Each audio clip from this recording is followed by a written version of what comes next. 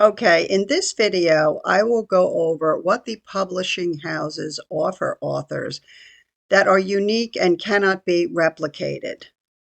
Then I will focus on the things that they offer that can be easily replicated by any self-publisher.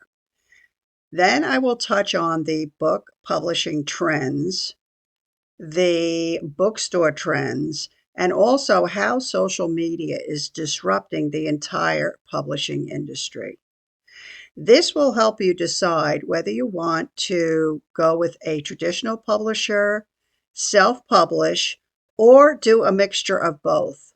And I will end with a cautionary tale of waiting on the publishing industry from a real-world event. So we have a lot to cover. I'll see you in the next section. The one thing that seems to be a stickler for anyone considering self-publishing is whether they will be comfortable with marketing their own books. It's important to know before you choose which path to take that self-publishing does go hand in hand with book marketing. Now, there are benefits of both self-publishing and traditional publishing career paths. I will address just a few main ones. There are many videos out there already that go over the good, the bad, and the ugly parts of each one. I used to hate the whole concept of marketing because I'm introverted. I was raised in a culture where aggressive selling of any kind was considered bragging under the best of circumstances and a friendship ender under the worst of circumstances. I also saw marketing as an extroverted, high energy endeavor where you had to jump around with enthusiasm like a used car salesman. However, through much research, trial, and error, I have developed a roster of marketing strategies that work for shy, introverted, and old writers. That's part of what I will cover later on in the course. Let's look at choosing the path of a professional publishing house. I want to break the benefits down into two sections. One that I'll cover now will be what they offer that cannot be replicated. The next section, I'll go into what they offer that can be found elsewhere or can be easily replicated. So let's go over the ones that cannot be replicated. And here they are. One, some publishing companies are decades old and they have long lists of names, addresses, and emails where they can get your book in front of millions of eyes with the push of one send email button. Two, they have well-oiled distribution channels, including the following.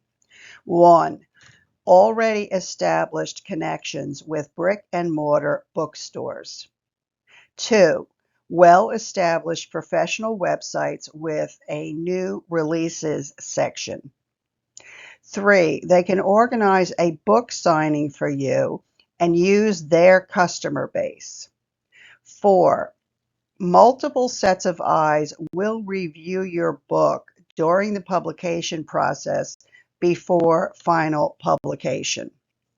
And five, they have an already established bestseller lists that people watch for and book of the month clubs, etc. Now let's look at what the publishing houses offer that can be replicated. One, guidance for the young, the scattered, or the unorganized. They will walk you through the entire publishing process. All you'll have to do is write the book. Now, to replicate this one, you can hire a book publishing coach, and they will do the same thing. I have many organizational tips that can help you do this for yourself. But if you absolutely need someone to hold a gun to your head in order to make things happen, and there are some people like this, there are coaches out there who will do this for you. Number two, the publishers will guide you as to what comes next in the publishing process. Now, to replicate this, you can research the publishing process and make your own procedure lists. They are easy enough, and I will show you a few in the next section. Number 3, they have a full-time marketing department. But remember, they won't be working on your book all day, every day. You will assume your spot in the pecking order. To replicate this, you can learn how to create a continually expanding marketing calendar that focuses only on you, your books, your interests, and your line of products. Number 4, the publishing houses will edit your book for you. To replicate this, there are now armies of freelance editors with more affordable and competitive prices available. This is because of the amount of people who now self-publish and have a need for this. Number 5, the publishing houses will proofread your book. To replicate this, you can hire someone from Fiverr.com or find a writer partner who agrees to do this for you in exchange for you proofreading their book. Let's talk for a moment about procedure diagrams and procedure lists. When it came time to set up my book funnel and MailChimp to collect names and emails, I studied and analyzed the process and made this visual for myself. Once I saw it in bird's eye view, I was able to set it up without a problem. Then when it came time to give out advanced reader copies of my book, I set it up to work with MailChimp and my website. I made this diagram for myself, which gives an overview of the process, but it is also a procedural map as well. And here is an expandable diagram that I made of the entire self-publishing process. I made this in FreeMind Mind Maps. I like that software, which is free, because you can expand and collapse the boxes or lists. Let's now look at the benefits of self-publishing. I will keep my remarks to publishing on Amazon KDP because this is where my experience lies. Number 1, Amazon is the largest book search engine, period. When people want to purchase a book, they don't normally go to a publishing house website. They go to Amazon.com. Amazon also has millions of the most voracious readers who pay a monthly fee to become a member of Kindle Unlimited, and they are always looking for new books and new authors. Number 2, social media is another series of search engines that drive book sales. Number 3, there are no deadlines in self-publishing, except for those you put on yourself. This creates a stress-free writing and publishing environment. It also works well with people who are writing their first book while still employed full-time. Number 4, you will have full control over your book design, cover design, and book branding. And if you don't think this is a big deal, I invite you to go have a look at the cover designs some of the big publishing houses are putting out. In my humble opinion, they are horrid. Number 5, self-publishing fits well with a second career or a final career. By the time a person is 40 or older, they usually don't want anyone bossing them around anymore, and self-publishing is perfect for this. Now let's take a peek at what is going on in the world of bookstores. I watched these 2 videos this week about Borders being in bankruptcy trouble. Now, it is possible that this is more of a legalized unloading of debt together with a restructuring of the business. It is possible this whole bankruptcy is temporary and they will ultimately be fine. But who can say for sure? Is this only a temporary trend or a sign of something else going on? At the time of the filming of this video, crime is now rampant. In some city areas, there is the equivalent of legalized looting going on. People are staying home more. I've seen videos of people walking in malls pointing out how dead they are. So maybe people are buying online for more than just convenience. I asked 3 AI tools whether the professional publishing industry was growing or contracting. One AI tool claimed it wasn't their thing and told me to go to Google search. The other one danced around the question without answering it. However, Gemini Google AI gave the following information. The publishing business in 2024 is a complex picture. Whether it is expanding or contracting is not clear-cut. It is more complex due to changes and trends that are taking place now. It went on to say that the major publishing houses have seen layoffs and restructuring, leading to fewer acquisitions. As a result of the layoffs, the gatekeepers are now overwhelmed. Literary agents, editors, and surviving staff are all overworked. The publishing companies are now bogged down with book submissions and no longer have as many hands to help sort through the workload.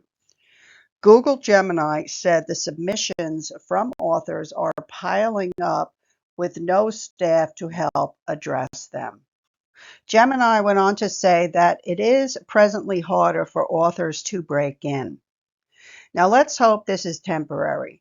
Sometimes big lumbering companies are slow to turn around, but they eventually do. They are like those big cruise ships trying to make a U-turn. It's just a slow process.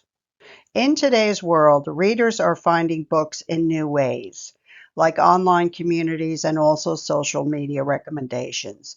Just do your own search for best vampire books or best thrillers on YouTube, and you will see hundreds of videos by young, beautiful people talking about their favorite books and doing recommendations. I'll read off just the social media platforms that are active for book recommendations. There's Facebook, Facebook groups, Instagram, Instagram Reels, Twitter, which is now known as X, YouTube, TikTok, and BookTok, author blogs, Pinterest, Reddit subgroups, and these video recommendations.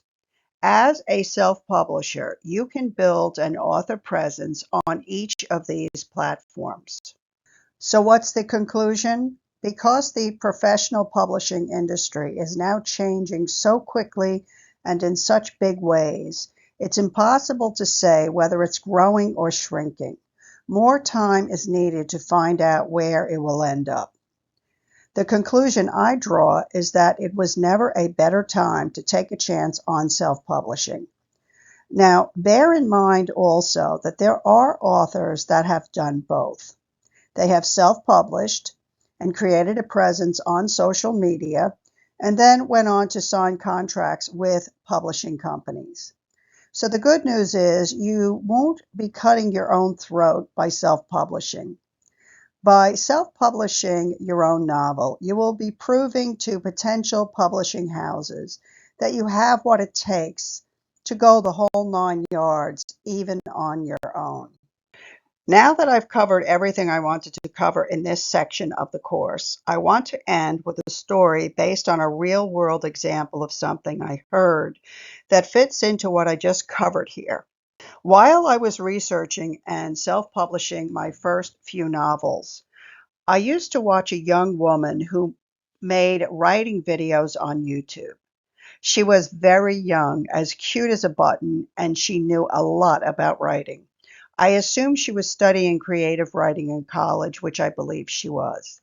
She certainly knew way more about writing at that time than I did. As I published one novel after another, I saw her eventually get a job at an online writing and marketing company. I assumed she was off to the races and her writing career was chugging along. However, she shared in a video recently that she has still not published a book. She talked openly about a feeling of falling behind. From the bits and pieces of what she shared, I got the impression she was waiting to hear back from someone in the publishing industry. The bottom line is that 4 years later, she has not yet published a book. I was absolutely flabbergasted to hear this. Then I was horrified because this same young woman built a YouTube channel to well over 100,000 subscribers before she even finished school. I'm sure she has millions of viewers because not everyone who watches your videos is a subscriber. She seemed frustrated by being in this state of waiting in limbo. It was alarming to me because with her power to command followers and conjure online attention, I wonder what the publishing companies can even offer her. The publishers should have grabbed her on the day after she graduated college. I now see this waiting to hear back from someone or months on end of waiting as a great injustice, to be honest. In light of the trends and changes in the industry we just went over, I would caution anyone who is young and talked into waiting in limbo on a maybe or a let's see what I can do to put a time limit on this. One thing that is changing is the speed at which self-published authors are publishing. I just published my 13th novel, and this young woman is still waiting to hear back from someone who may or may not be able to help her with her first book. If I was her mother, I would tell her the following: unless or until you have a signed contract and an advance check in hand, I would operate as a freelance writer and have a roster of my own projects, especially if you have over 100,000 YouTube subscribers. So I will end on that note. Okay, so if any of you reached it to the end of the video, I just want to thank you for watching until the end. And on the right-hand side is a snapshot of my 3 book series. They are all available for purchase on Amazon.com. And if you learned anything from this video, I would appreciate it if you could give me a like and subscribe because it helps my channel. And I will see you in the next video.